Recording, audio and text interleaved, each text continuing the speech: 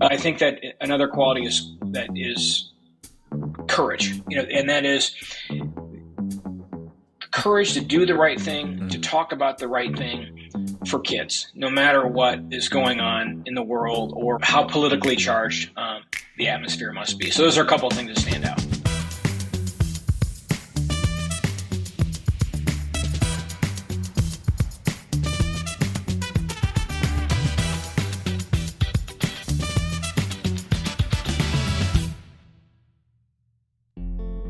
Welcome to the Education Matters podcast. I'm your host, Jason Bucheri, and today's guest is someone whose career in Edtech is nothing short of legendary. Andy Schaefer has spent over 25 years working alongside educators, school leaders, and innovators, helping to shape how digital technology supports teaching and learning across North America. Andy's experience is really unparalleled. He's been in more school districts and met with more education leaders than just about anyone I know. From his early days working on digital content delivery to his leadership in edtech companies like Discovery Education and Defined, Andy has had a front row seat to the evolution of education technology. And this metaphor is probably not the right one, because it's more like Andy hasn't just had a front row seat, but he's been behind the scenes helping to script, direct, and produce the very story that the rest of us have been watching unfold for the last 20 or 30 years. But his journey didn't start in the boardrooms of edtech companies or on conference stages at edtech events. It began in Marquette, Michigan, where he spent his childhood outdoors playing sports, building tree forts, and developing the kind of collaborative skills that would later define his personality and career. This episode is a must-listen for anyone in edtech looking to build meaningful partnerships with school districts, as well as for school district folks trying to understand how to become great district leaders. In this episode, Andy shares insights on the evolving role of technology in schools and what the best education leaders have in common. We also discuss the challenges of edtech adoptions, the importance of trust and relationships, and what truly moves the needle when it comes to supporting schools and students. Andy is one of the most thoughtful and respected voices in the entire edtech industry, and I'm thrilled to share this conversation with you. So without further ado, here's my discussion with the one and only Andy Schaefer. Well, Andy Schaefer, welcome to the Education Matters podcast. Thanks for joining, and maybe you can start by telling us where this podcast finds you. Well, Jason, first of all, great to be here with you. And today I'm in Northbrook, Illinois, which happens to be where my office is located, and it happens to be very close to where I live. So great to be here. Excellent. Thank you. So, Andy, maybe we can start with giving the audience a brief overview of you and the work that you're currently engaged in. Yeah. So, well, as I mentioned, I'm in Northbrook, Illinois. I live just north of Chicago. I've been here outside of a couple of brief hiatuses, 25 or so years. I live with my wife and kids. Two of the kids are still in the house. One is happily at university. I also live near my parents and my sisters, who are just north of us in Milwaukee. Just some of the things, I guess, to know about me. I love my family, love sports, huge baseball and football fan in particular. Still like to stay active, weightlifting, paddle tennis for sure, and absolutely love to fish. When I think about, I mentioned sports, as you know, Jay, I'm a huge Green Bay Packer fan, huge Chicago Cubs fan. But, on top of all that, I love my work. I've had the great privilege, for the last 25 years to work with educators, to work with educational leaders every day. And it's just, not something I necessarily knew I would be involved in when I was younger, but I wouldn't have it any other way. So that's a little bit about me. Excellent. Thank you. And yeah, I definitely want to dive into that more, because I do feel that you're one of the rare individuals that has this really unique perspective on, the, let's call it, North American education system, if I can even put it that way. You've probably been to more districts and met with more education leaders than anybody I can really think of. So I definitely want to dive into that. But again, just out of my own personal kind of fascination with biography and how people take the path they take, I want to ask you a few questions about your background. So let's start. Where and when did you grow up? So, generally speaking, I grew up in the 70s and 80s, as a kid, formative years in Marquette, Michigan, which is in the Upper Peninsula, on Lake Superior, right on Lake Superior. And, for context, across from Thunder Bay. If you're looking at a map, it's about, and if you were going to drive from where you are, Jason, in Toronto, it's about 10 hours northwest. If you were, cutting through the Windsor and Detroit and making your way up through the Upper Peninsula. But, I grew up there, and also very close to Sault Ste. Marie, where we'd go across the border and get our butts kicked in hockey every time that we went up there. So, but that's Upper Peninsula was a great place to grow up. So tell me a little bit about that. Like maybe just with the question, like, how did you play as a child? I think that the key word of, how we played as a child, Jason, was just pretty much nonstop. And that was winter or summer, but, we always found a way to be active. Of course, organized sports. I was involved in everything, baseball, football, hockey, basketball, soccer, you name it. But I probably actually was involved more even in the unorganized. Like when you had free time, we were in the yard. We were playing a variety of football, basketball, stickball, floor hockey, ice hockey in the streets. A neighbor of ours actually had an outdoor rink with boards, so we had that going for us. But then, kick the can, capture the flag, just tons of outdoor games. With just come one, come all, with the neighborhood. It was really, I should also mention that we built so many tree forts. It was like one of those things where you'd build them, tear them down, build them up again, make them bigger. And we use those tree forts for all kinds of different things, squirt gun, BB gun battles, just hanging out. But, there were tons of trails in Marquette too. So we certainly rode our bikes. And then when, we, of course, got a little older, the three-wheelers, snowmobiles, just nonstop activity is really the best way I could describe like how I played and how we played as a child. So is there anything about those experiences now that if I ask you to reflect on them, that you've kind of taken with you throughout your life, like just the kind of informal ways of learning with other children without, I imagine, the 70s and 80s, without much supervision? Yeah, I mean, that's a great way to put it, because I think that routine, you get up, you leave the house. Sometimes the games were taking place in our yard, but it could have just as easily been, 10 houses down. But, that routine of leaving and being gone all day, and just finding something to do, or many things to do. And, our only job was just be home for dinner, and it was like, reflecting back to what an awesome time that was. After dinner, you went out and did it again. You played as many games you could, the aforementioned kick the can, all those things, as late as you could until it was bedtime. So, those are some of the things that, and I tell my kids about this stuff all the time. I never want to hear, I'm bored. Find something to do.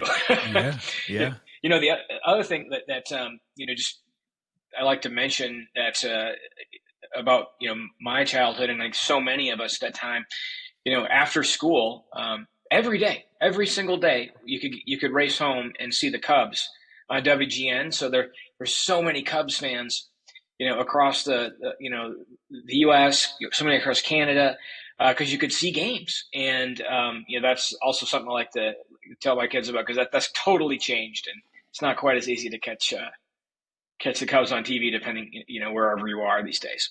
Right, and I believe you told me this, and the main reason, but correct me if I'm wrong, is because they didn't have lights for the longest time, so they played a lot of day games, right? That's correct. That's one of the reasons, but also just the tremendous distribution of the channel WGN, right. Ranging all over the place. That is why you see Cubs fans, all over the world. But unfortunately, that distribution model has changed. Well, that's awesome, and you certainly have conveyed to me your love of the Cubs and Wrigley Field, which is, I think, my favorite ballpark I've ever been to. Fantastic place. So is there anything about this kind of upbringing you had that you wish children had more of today? Well, I think that yes, and I think that what a lot of kids default to their devices, doing something, and there's lots of great things they can do on their devices. Don't get me wrong, but it does keep kids on the couch, a lot more than I'd probably like, and probably a lot of other parents.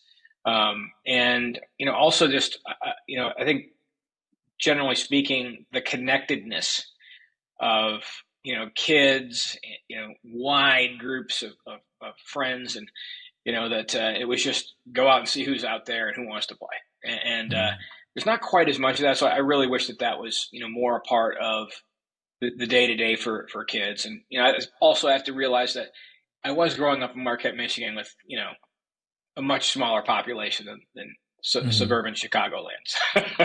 little different story. But it did sound like you had a really good peer group that you were all out and about together. Because Sure.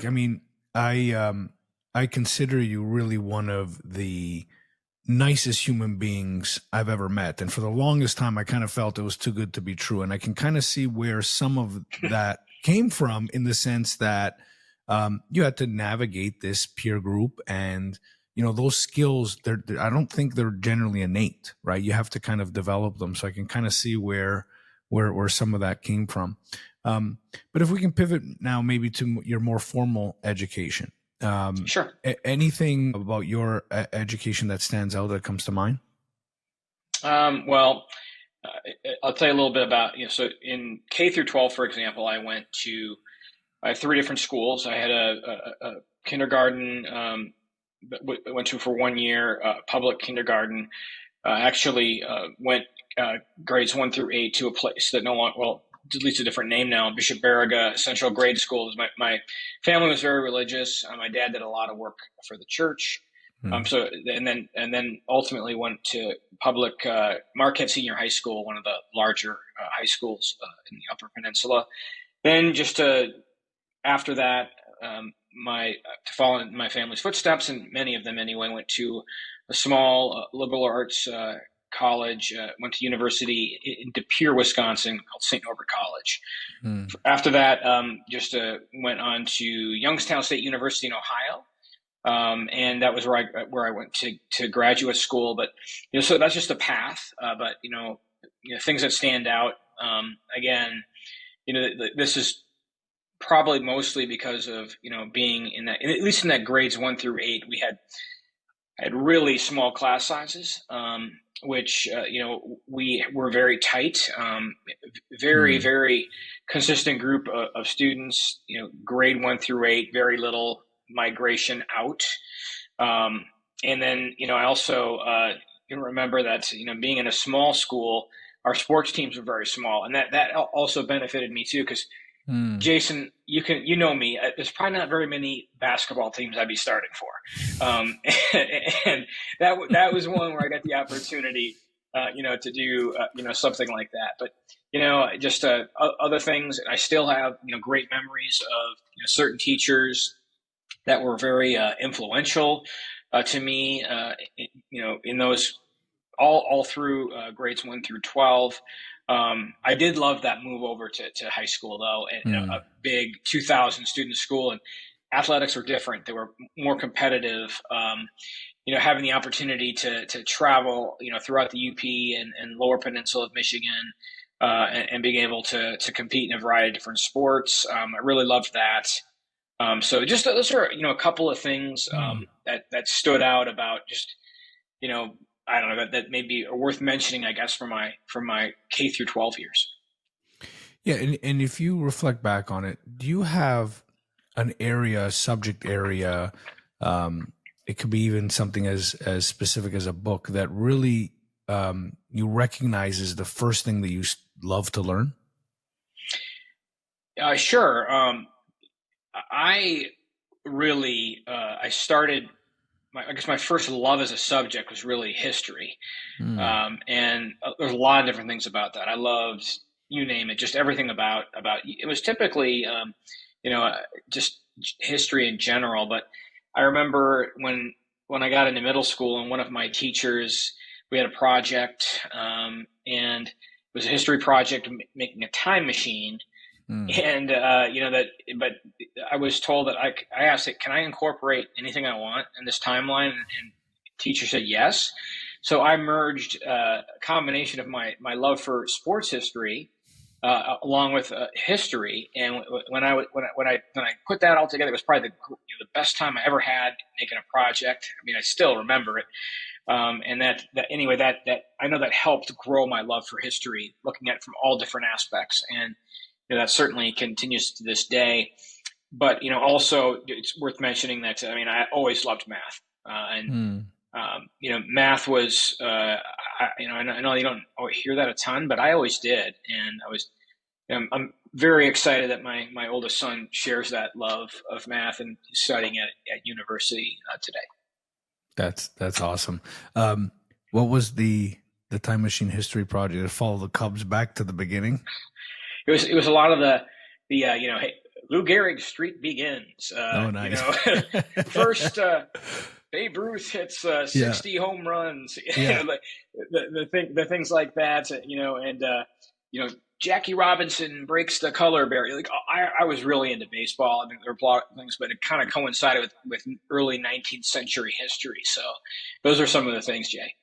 Yeah, I just asked because I wrote an essay in very much the same fashion, just the history of baseball, and I still remember that today. That's great. So, in terms of what you're doing today, what would you say that you studied that most impacts your work? You mentioned math, maybe it's history, but anything that you reflect on that structured the way you think that stays with you today in the work and play that you do today? The obvious answer to that is because of the work I do, and from a high level business school, Youngstown State University, MBA program, impacts, how I work every day. So that certainly had a great impact, but, also looking back to what I loved, math and history, they play a part in what I do every day as well. So is there anything about your education overall that you would change?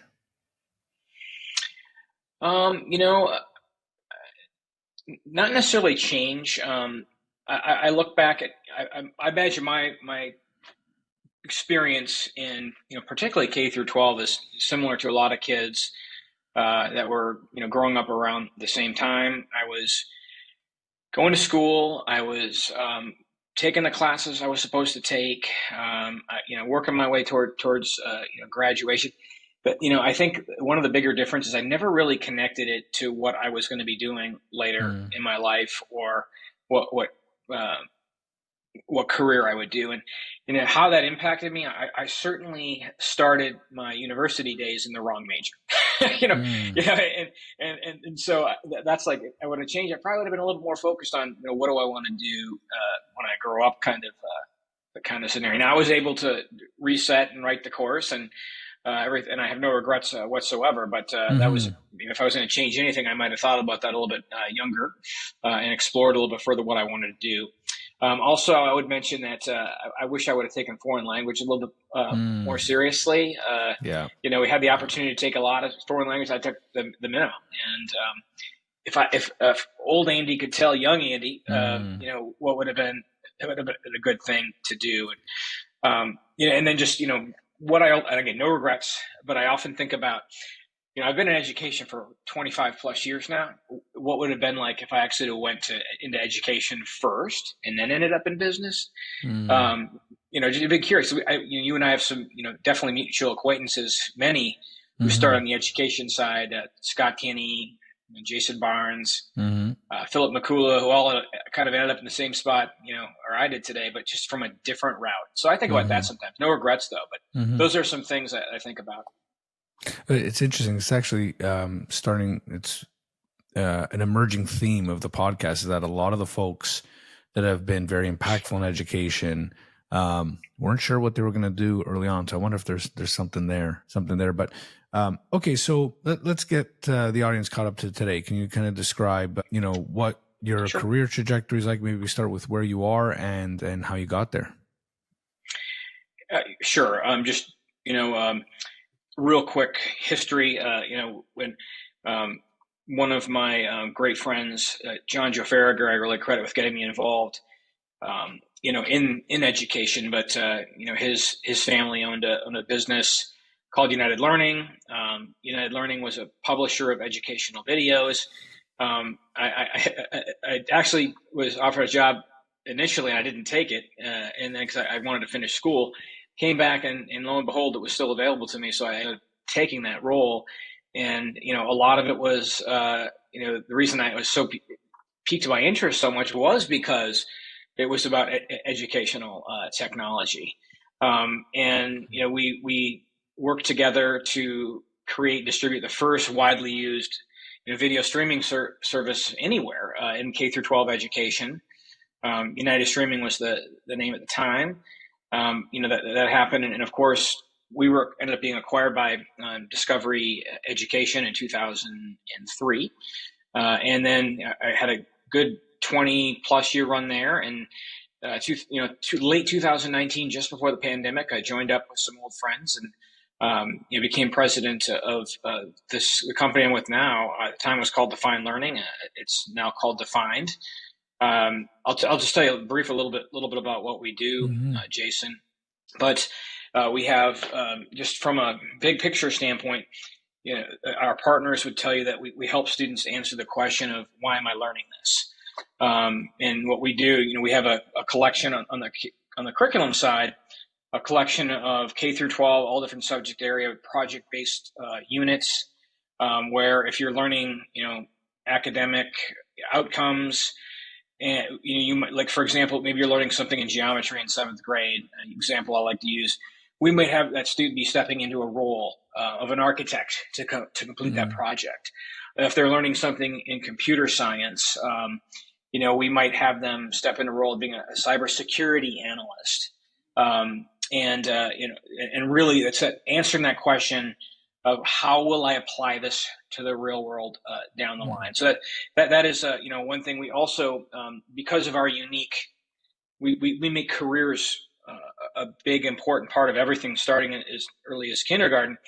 We developed another platform, because of our expertise in this and our expertise in project-based teaching and learning, called Defined Careers. And what we're doing with that is, helping students answer the question. And I've touched on this, but what will I do when I graduate from high school? And really inform those decisions along the way. So we give students the opportunity to experience hundreds of different jobs, hundreds of different roles through project-based learning, day in the life of type experiences, also more comprehensive virtual internships. But the idea with all of this, is for all students, regardless of their background, to be able to see what's possible. Every classroom, every day, have the opportunity to see what I might do, and what do I like, what I don't, what do I not like. But to be able to see themselves in those roles, to see themselves working for a variety of different companies, or owning their own business, but along the way, developing those critical, durable skills that will help them succeed in life. So we also do a wide range of, as I'm sure won't be surprising to you, professional learning. We have a great platform called Defined Academy. So anyway, that's an umbrella.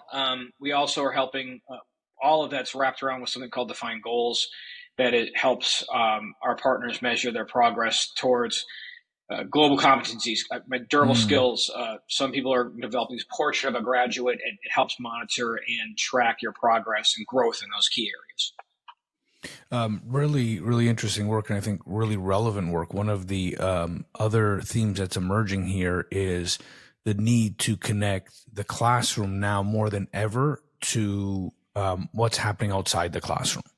And I think Defined is kind of leading the way there. So really interesting work you're doing there.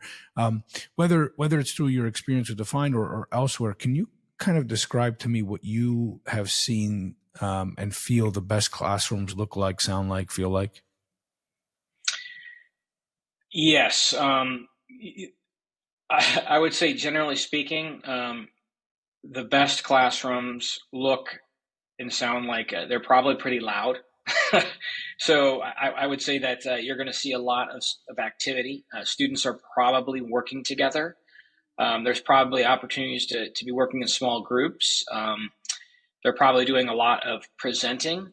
They're likely, either building something either digitally or with their hands, but they're producing and publishing their work, in a variety of different ways.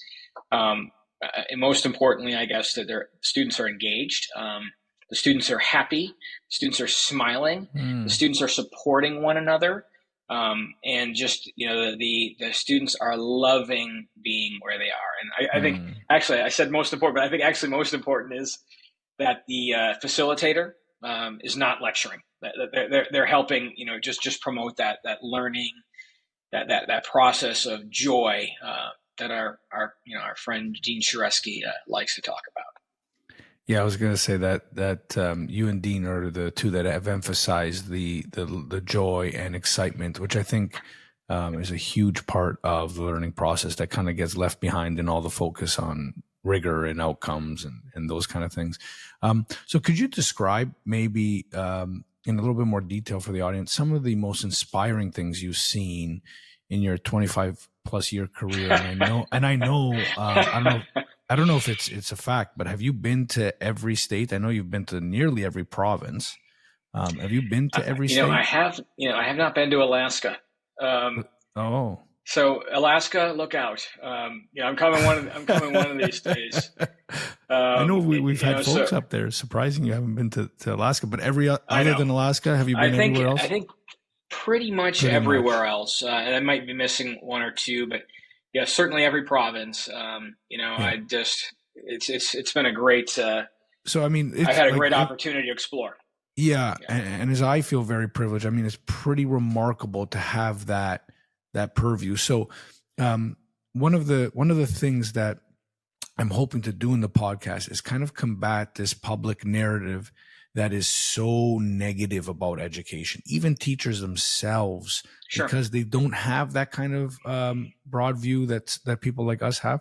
So can you describe any of the most inspiring things you've seen? Yeah. So, and I mean, the first, I think I answer this question the same every time. From how I've been inspired, some of the ways, I like to start with Dr. Mark Edwards. And I know Dr. Mark Edwards, but his work going all the way back to when I first started in the late 90s, the work he was doing in Henrico County Schools in Virginia, overseeing the first large-scale one-to-one laptop program, pretty much anywhere. And he was doing some groundbreaking stuff. I mean, the stories that I love listening to, and it was an Apple program, and I remember he had a direct line to Steve Jobs, and Steve Jobs wanted that thing to go well. I love hearing Mark talk about those days, and what a legend he is in just education. He was there for a long time. Superintendent of the year in Virginia. Went on, continued his career in North Carolina in Mooresville Graded School District, where he really took it to the next level. Inspiring not only that community, but hundreds of districts, hundreds of superintendents benefited from visiting Mooresville during his time there. And then, of course, the organization AASA, which recognizes both Canada and the U.S., they're leaders of the year, superintendent of the year. Mark received that award, in part because of that work he did. And then, he went on to inspire folks in so many different ways. You and I think, probably together at some of the times when Mark had the opportunity to address large audiences at conferences or school districts, and as an author with Michael Fullen and others, just publishing great work, manuals. Like this is kind of how you get it done. So I like with Mark, but there's in others. I think about some inspiring moments such as being Dr. Kamala Patton in Collier County, Florida. Really being the first as a new superintendent embracing the idea of a digital textbook. We call it a tech book and to go all out on that was very inspiring and a place for other people to see.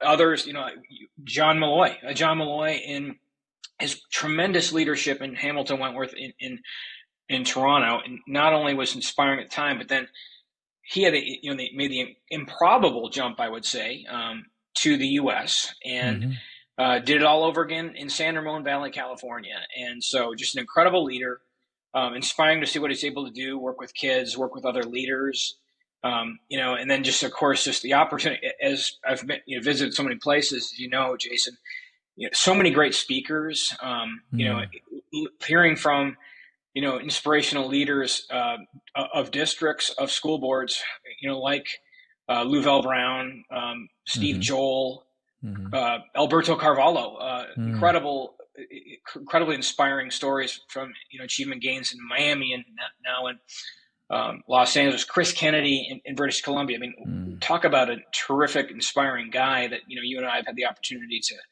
to really connect with. And then from I mentioned Dean Sharesky, Hall Davidson, different people that really.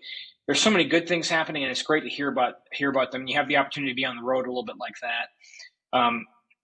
Most recently, I'll say, and you can stop me here, but Dr. Melvin Brown in Montgomery Public Schools in Alabama, and the work they're doing with aligning instruction with everyday with future workforce needs.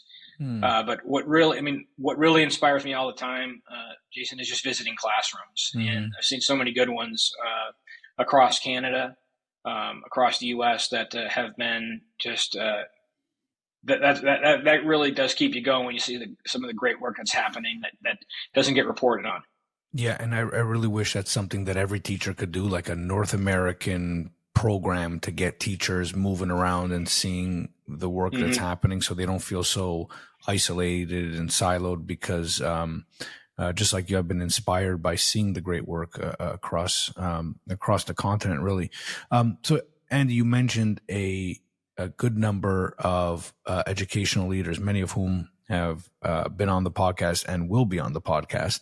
But is there anything in terms of what you feel is like the core of what makes great leaders? You yourself have been a leader in two very big organizations. You work with educational leaders, pretty much every day. What are the core qualities that you find in really great leaders?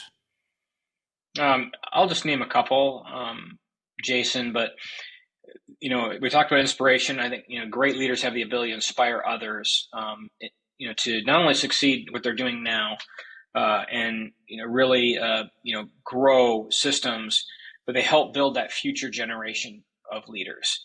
I mentioned Mark, of course, but I think about a guy like now retired, but Terry Greer, who was a superintendent in many school districts. I think I might even have this low. I might be understating his impact, but I think there's at least 60 people that worked on his staff that have went on to be superintendents / directors of education, wow. Which is just unbelievable. And that's the kind of leadership that inspires others. And Bill Hogarth, Bill Gartland, inspirational leaders who had so many on their teams, go on to be great directors. And then I think that another quality is courage, and that is courage to do the right thing, to talk about the right thing for kids, no matter what the is going on in the world, or how politically charged the atmosphere must be. So those are a couple of things that stand out. Excellent, and I think that's a super important point, because it's easy to say or easy to do one thing in the moment, but the great leaders have the courage to do the right thing in the moment. So I think that's a really great point.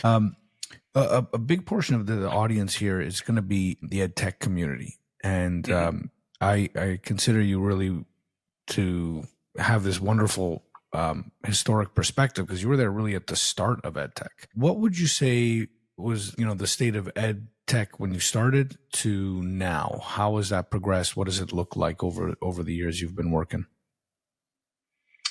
I think just kind of generally speaking, there's just people were getting excited just to see technology. When I first started, it was the wow factor. There's just been a tremendous, significant growth in the amount of technology that's now available in classroom. There was just things like virtual schools, another thing that were like just emerging. And now there's just myriad online and hybrid learning opportunities that were just, in its infancy stages, in the late 90s. I think that tools have allowed classrooms to become more student-centered. But I like just, going back to like the things that we were doing back in the late 90s, early 2000s, just to, whether it was, we'd be spending time on the phone talking people through downloading a Windows media player or a QuickTime, and that's how you're going to watch a video. Like, how do I do that? It was like things like that, and and now it's just it's just ubiquitous. So I mean that, and there's so many options, and a lot of that is driven by the kids. A lot of that is driven by how proficient our young ones are in technology. So. They've always been ahead of us, but they're a big driver there. Yeah, I interviewed Hall, and he said the pause button on a VCR required PD and inspired awe by teachers. So, yes. Yeah, it certainly has changed quite a bit. What would you say the best EdTech companies have in common? What's part of the secret sauce to a really great EdTech company? That's a great question. I think that the best ed tech companies, Jason, regardless of what they're doing. I mean, we have folks that are doing content like us, or software, staffing, busing, green energy, you name it. But there's so much happening in ed tech. But the common thread, I think, is those that are mission driven. Because there's tons of great technology, but how does that apply to improving teaching and learning? The mission-driven companies are going to make that happen. And then I also think that the best companies have great relationship people, and that's at every customer touch point. So whether you're in sales or support or, implementation, whatever you want to call it, the great relationship people, and those that form lasting partnerships with districts are the best companies. And, we've all seen it, but those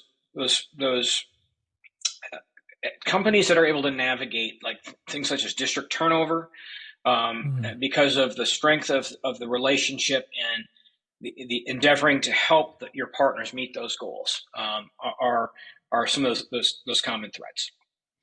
And then on the flip side, what would you say are the common mistakes that ed tech companies make?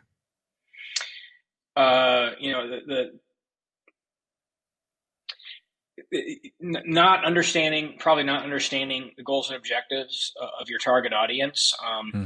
That's number one thing. If you are, I mentioned that wow factor before. That's really not going to get it done today. But if you are fortunate enough to start a partnership, some tech companies make the mistake of not providing enough post-sale support, just to put it bluntly. The focus on success, it's mutually beneficial. And then, the increased focus. People have to be thinking about, EdTech companies need to be thinking about research. So, focused on outcomes. How are we improving education, whether it is actual growth in math and reading and so on, and science, growth in engagement, improving teacher practice, whatever that metric is, that research, not being focused enough on that. And then and there's nothing wrong with this. There's nothing wrong with, being acquired or having private equity or whatever it is. These are things that can really take some companies to the next level. But at times, some organizations are too focused on being acquired rather than being focused on the mission. Excellent. And that's a fantastic point. And I would say that was part of the keys to the success of the teams we've been on over the years, are really focused on the mission. And I just want to emphasize that for the audience, because I work with a lot of startups, and I don't think they appreciate and understand how difficult it is to navigate the EdTech world. So I think that emphasis on focusing on really quality partnerships and focusing on the mission of the teachers and students are the keys to success. So let me ask this kind of follow-up question. Why are implementations so difficult? Are there any kind of keys to successful implementations that you could kind of name or outline for us? Every situation is different, but some of the things I think about are, for any implementation, let's call it, you have to build consensus amongst a variety of different stakeholders. Really who is impacted by this. And then when you're looking at, as a school board or school district, you're trusting a partner. And you have to understand that you're in both sides. You're in it together, and you're partnering to meet goals and objectives. The keys to success is not like, hey, we brought you in, now get it done. It's actually right. The ones that are most successful do have that. Where leaders on both sides stay involved. The goals and objectives of partnership need to be clearly outlined. They need to be measured, and they need to be checked regularly. And it's going to be it's not going to happen overnight. So you can call it transformation, you call it whatever you want, but it takes time. And then you also recognize that not all stakeholders will move forward at the same pace. And so you have your early adopters to your laggards, and you have to build that into your whatever you want to call it, a future 5-year plan. But organizational leaders on both sides need to stay involved in every aspect. And I think you pointed to a really important thing that I think everybody takes for granted in the process, is that it takes time. Just by agreeing to partner doesn't mean that there will be a successful partnership. So on that note, is there anything you wish educational leaders understood a little bit more about either the EdTech world or the adoption or implementation process? I think at this point, it is most district leaders really understand these things pretty well. They understand what's happening with EdTech. They understand what's happening with the adoption processes. But I do think, particularly probably for a newer leader, they need to stay involved. No matter how incredibly busy you are as a district leader, for example. I think the effective leaders and effective implementations have those that when they stay involved in decision making, even when there's committee, you're trusting a committee. But even committees need to be checked. Companies need to be checked. Are we moving forward in the right direction? Are the decisions we're making consistent on a day-to-day basis with the vision that we started out with? So those are there's something. And then the aforementioned. You do need to get everybody on the same page. You're going to do it because I say you're going to do it. Doesn't always work. And, some stakeholders think they can outlast this new thing or this, Right. this new initiative, Yeah. this one more thing. It can't be Mm-hmm. one more thing. It has to Mm-hmm. be part of your overall strategic plan, your vision, and you have to look and support, to best you can, all the different folks that are impacted, and that they are all important to this process. Excellent. So, what would you say, in your experience, do the best districts do differently to support those implementations and to make it not, just one more thing? Because my mom, who taught for 40 years, told me that very early. She's like, it just felt like, this literacy and numeracy ping pong. And then she's like, after 15 years, I just closed my door, and I knew how to teach the kids, and she felt a lot of it was noise. So how do the best leaders and best districts kind of punch through that noise, and really make lasting change? So, the focus on systemic coherence, I think is super important. So, and that just means you have a clear and digestible strategic plan that everybody can understand. I mentioned Bill Gartland before. He had an awesome strategic plan in Eastern Ontario. With one page, everyone could understand it. It was featured in one of Fullen's books. I can't remember which one at this point. But having that clear and digestible strategic plan, and then also you are supporting and trusting your building leaders to execute on that plan. If everybody has a shared vision, and that it's clear how what you're bringing in supports your strategic objectives, and it's going to help get you there either faster or better, that is going to get everyone on the same page. But when I talk about your building leaders, those are your champions that are taking it down to the teachers, and ultimately the students. If you're putting too much on them for individual decisions or, coherence, that we're doing this as a system, we're doing this together, and we're going to do everything we can to execute on this plan. So those are a couple of things that are stick out, but also those that make ongoing professional development a priority. That is absolutely key. And then you're also building in the supports, for not only your teachers, but for all students to have an equitable opportunity to succeed in these types of implementations. Well, I want to cut that and send it to every politician that funds our education system, because I don't think they understand how important that professional learning aspect is to achieve the vision. And oftentimes what I hear is, we don't have the funds for the learning. Got the tech, you got the devices, you got the structure, but then they struggle to implement because they just don't have the bandwidth. So I might cut that and send it to a few Ontario politicians here. But Andy, if I can ask you to do something that's very difficult right now, and I know this is not in any way a science, but can you look forward? Can you imagine the world 50 years from now? And can you tell me how you see education? Now, you can take this any way you want. You can give me the good, the bad, the ugly, or all of the above. So 50 years from now, how things look different. I think, Jason, one of the things, if you look back, 50 years ago, I think the next 50 will advance a lot more quickly than the last 50 has. Just, maybe like something simple, like the Sammer model.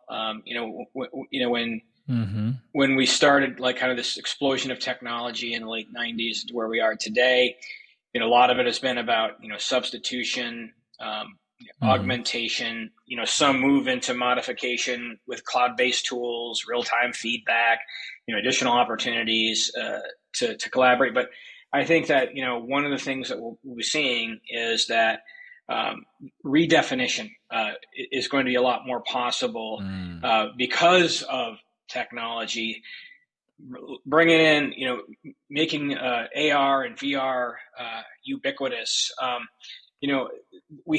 talked about this a lot, but the career connected piece too.